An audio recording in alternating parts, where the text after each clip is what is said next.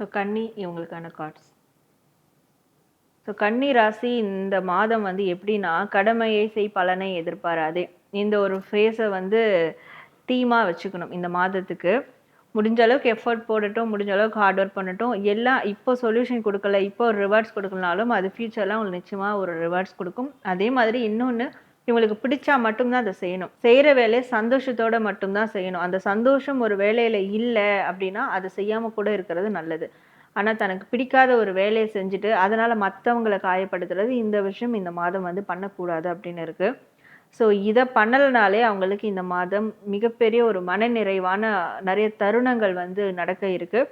அதே மாதிரி இந்த கோர்ட் கேஸ் அதெல்லாம் இருக்கிறவங்களுக்கு இந்த மாதம் கொஞ்சம் ஃபேவராக இருக்கும்.